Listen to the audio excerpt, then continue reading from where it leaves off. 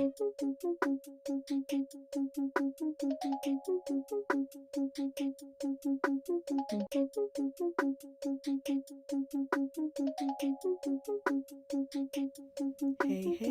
you're listening to Mic'd Up with Mama Shaun, the podcast where purpose meets play and passion turns into power.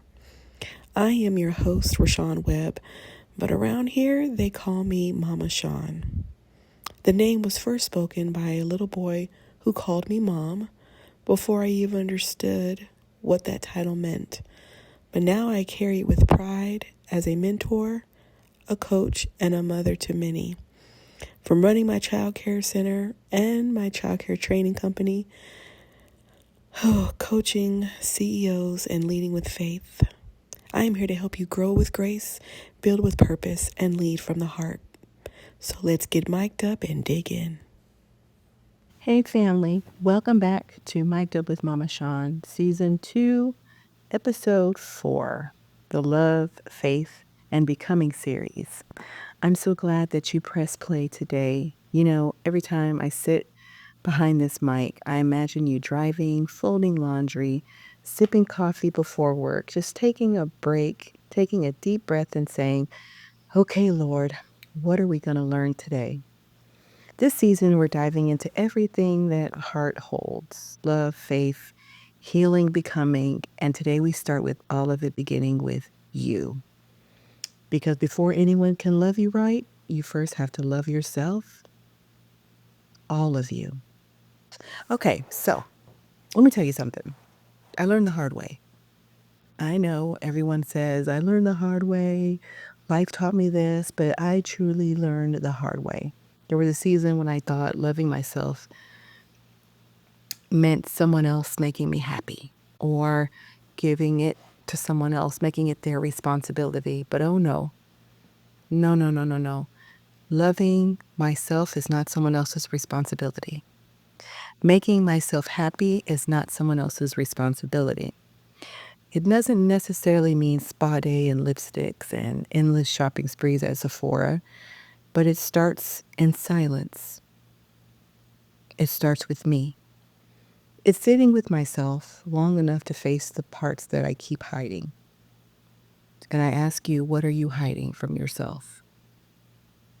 I remember one night some years ago, after my relationship ended, that it was quiet, the phone wasn't lighting up, emails weren't coming in, and it was just me in myself, with myself, no distractions.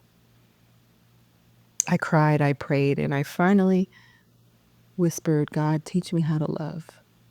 After all, you created love. You know how love works, so teach me how. It felt strange because I thought I knew what love meant.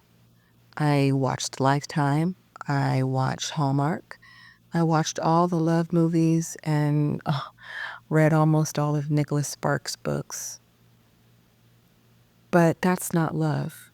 That's what the author wants you to believe love is. And so I asked God to teach me, and he gave me an answer. Self-love isn't arrogance. It's alignment. It's recognizing that you are God's idea and he doesn't make mistakes. Now, we as humans blame God for a lot of things that is not his fault. Choices that we make, there's a consequence. The things that we think and act upon, that was a decision and a choice. That wasn't God's doing. That was ours. When you understand that you can stop negotiating with yourself and others, it's in that you'll find your worth. Here's what it looked like for me, right? I stopped apologizing for being too much, okay? I love celebrating people. I love encouraging people. I love making people feel like they are the most specialist person in the room, in the presence, in my space. The right people will celebrate you just as much. And I would always be condemned for celebrating too much. I.e., I was always being condemned for being me. What does it look like? I forgave myself. Oof, that was a hard one. Would I ever tell a young lady to stay with someone for 3 years when there is no attempt of an engagement? Would I ever tell a young lady to stay with someone for any length of time when they have not shown that they are wanting to get married and move forward in this relationship?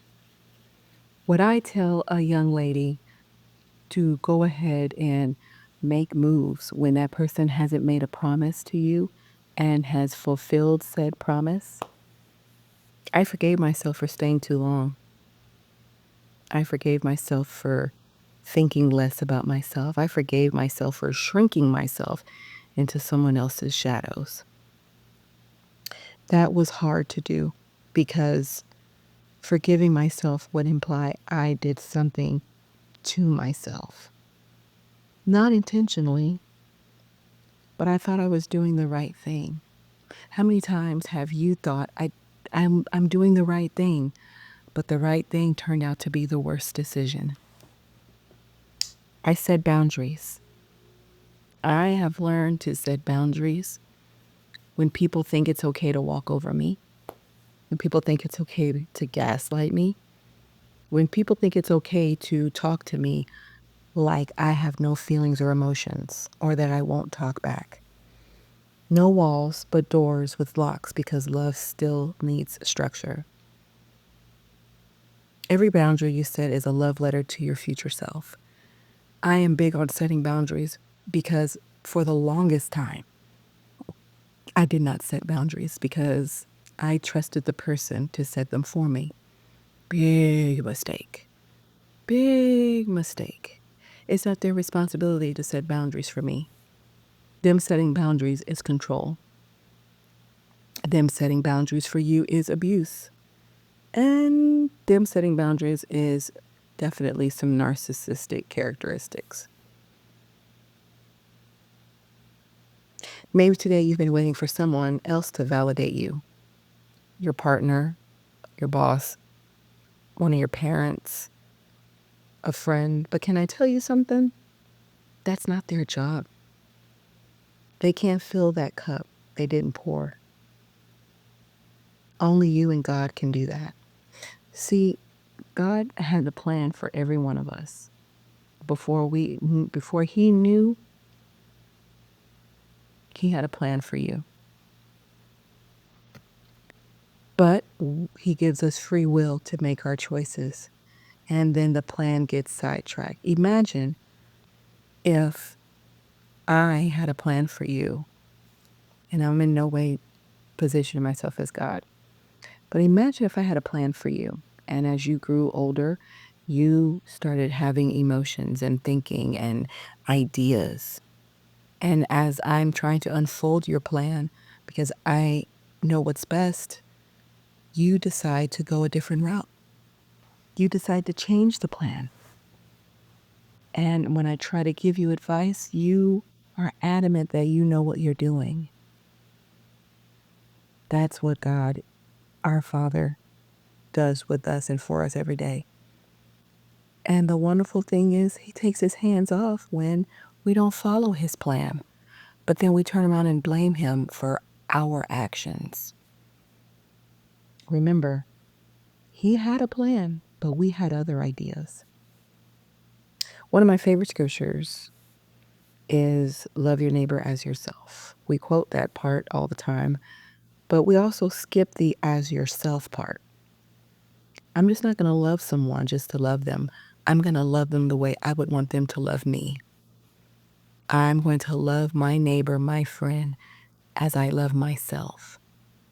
I'm going to make sure I'm nice. I'm going to make sure that I look good. I'm taking care of all these wonderful things I'm going to do for myself. I'm going to love my neighbor as if I were doing that for me. God never asked us to pour from an empty vessel. When you talk to yourself, I want you to use the tone that you'd use when a child adores you. They're gentle, they're patient, full of grace. That's how heaven talks to us. Gentle, patient, But then there are times when we have to use our big girl voice and our big boy voice. And in that lets us know we stepped out of line. So today, instead of chasing someone's attention, chase your own peace.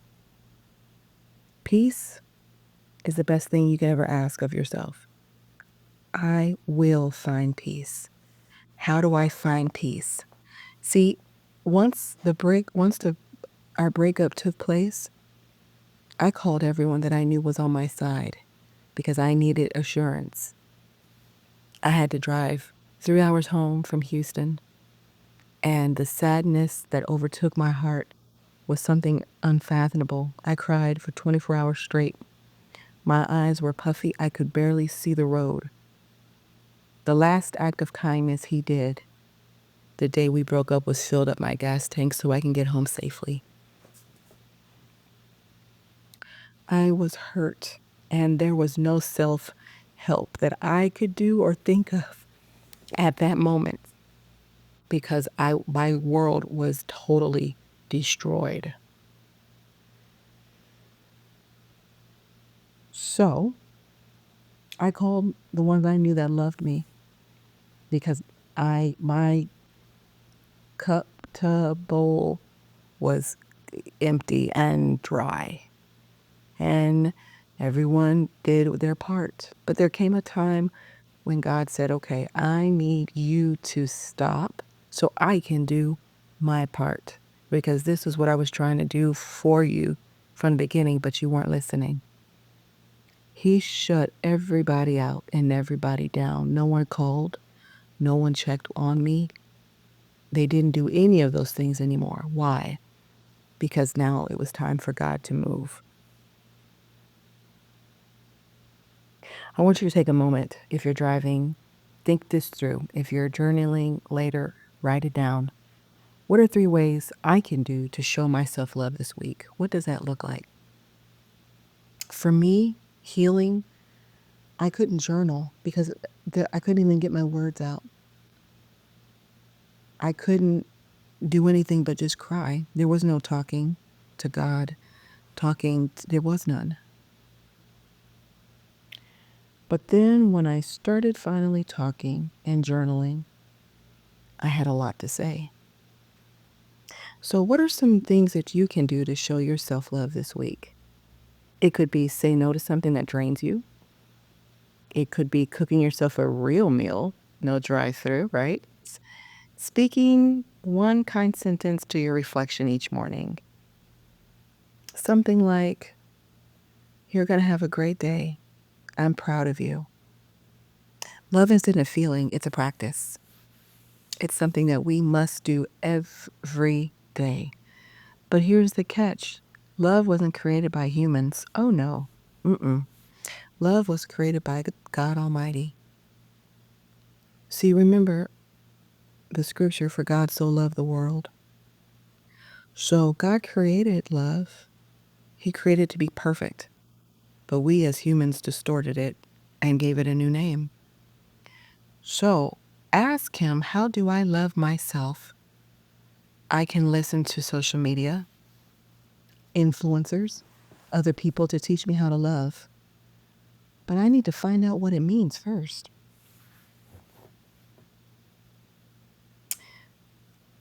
I want you to take this week to love on yourself. I want you to take this week to speak into yourself because, again, this is not about finding someone to do it for you. This is about you doing this for yourself. You are more than what you think you are. You just need to find it and believe it. Family, thank you for letting me share my heart with you today. This journey we're on it together. Learning, unlearning, healing. It's a lot of work. Remember, you are not behind. You're not the tail. You're just being built. If this episode spoke to you, share it with a sister friend or a brother friend who needs a reminder that he or she is worthy right now, not when. Follow us on Spotify and Apple Podcasts. Leave your mic'd up moments in the comments. Let us know. Let us hear from you. or you can DM me. I love hearing the things that resonate with you. All right, so we do this every episode. Here's your mic'd up moment for today. When you fall in love with who you are, everything else aligns. Until next time, keep shining, keep praying, and keep loving you on purpose.